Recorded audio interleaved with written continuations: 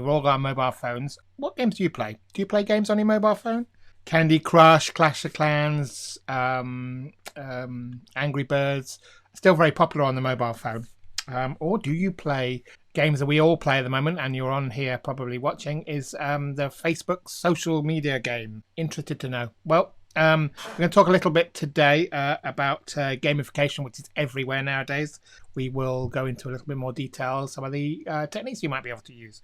So if you're interested and you want to learn a little bit about some simple gamification tools that you might be able to use to help your business, then stay online and we'll talk about it later on. So for those who are new, I'm Mark Webb. I run A Game Masterminds, which is an organization that helps business owners leverage the expertise and experience of other business owners through mastermind groups, through small business communities, and other group activities that allow them to leverage the mastermind, the group mind, and get better decisions, grow better, grow faster, because business owners don't need to do it on their own. They can help and support each other.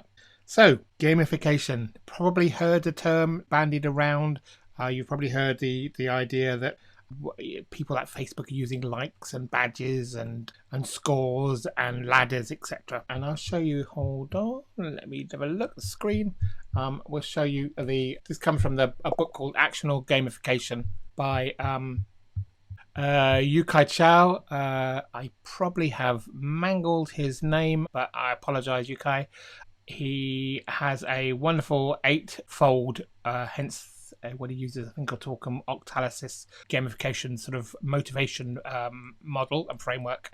And we're going to talk a little bit about the simplification of that using, and here we go, the next step is something called white hat and black hat motivation. The image I've got here is from Yukai Chao on a slide share he did indicating how it can tie into the Maslow hierarchy of needs in terms of the white hat and black hat, the benefits that you might want to get from it. And we'll talk a little bit more about that. So essentially we have white hat, which is a moving towards process, which is around things like people sort of showing an epic meaning is the thing.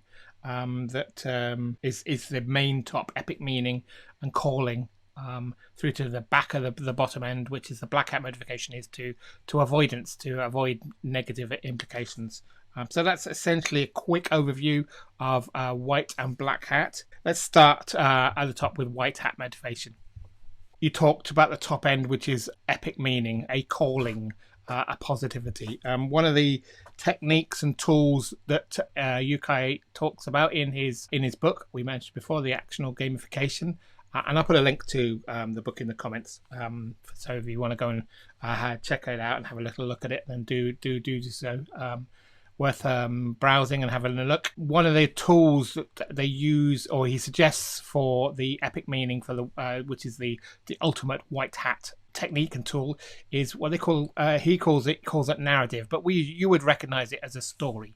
And over the last couple of weeks and months, I've been talking about stories. We talked about your ideal customer avatar. We talked about the motivation behind what they're doing, the plan you have to move them towards their successful overcoming of a challenge, etc. So the narrative is a key tool that's in gamification. For instance, you see, Game of Clowns and some of the other things, they all do little videos, little stories, little understanding sort of things to intrigue you, to keep you enticed in the mythology and the ideas behind the game, and that's a technique you can use in your own business. So telling your story, getting people to know what you do and how you do it, and making it compelling and exciting for someone to think, yeah, if I follow this business, if I go through their plan, I will get the benefits that you've been talking about, these wonderful benefits you talk about for your product or your service. So having a good, compelling narrative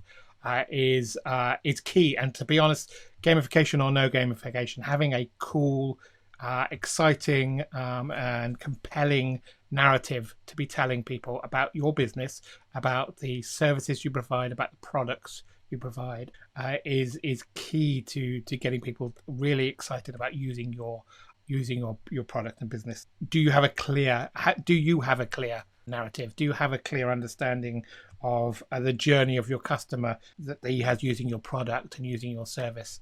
And being able to communicate that to your customer is key. And that's a key, like I said, a key game mechanic that you get from the white hat type mechanics, from getting people to, getting epic meaning, being a compelling vision towards being part and parcel of something bigger than them, by being, someone who's taking part in your business. Next thing, we'll talk about the black hat motivation, which is, the key part of black hat motivation, or one of the key parts is loss, avoidance of loss. And we've talked about that a little bit. If you have a business that is naturally limited in some way, or there's a scarcity involved in it, then you get a certain amount of this based in the business you have. For instance, I run small business masterminds, and these small business masterminds are small groups. There is a limit to how many people be in the group because of the way you get the benefits from being part of a small focused community, a small focus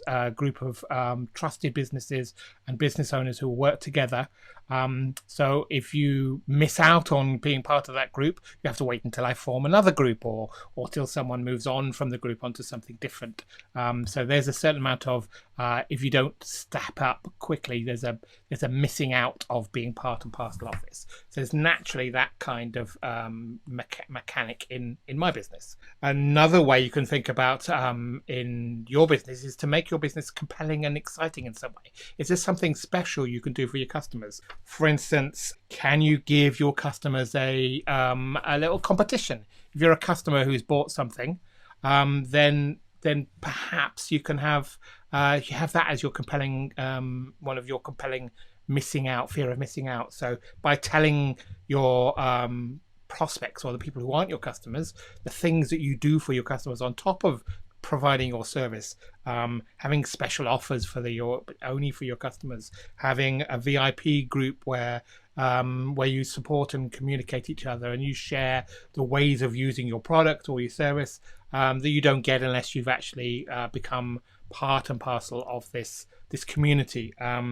Competitions I mentioned. Is there any way you can do and add some kind of extra added value that you get from being a customer, above and beyond actually for you solving their problem, that makes it something worthwhile, makes it something that would encourage people to use your service rather than someone else's service, because there's a fear of missing out on all these wonderful benefits you'll get. So this is a quick whistle-stop tour of just two techniques based upon the split between white and black hat motivation in this model.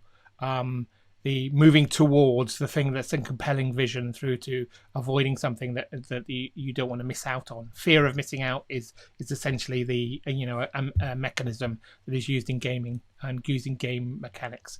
And if you create something that's so much fun, you get so much by being a customer above and beyond doing the thing that solves their problem, then they won't want to miss out. So they will want to use your product rather than someone else's.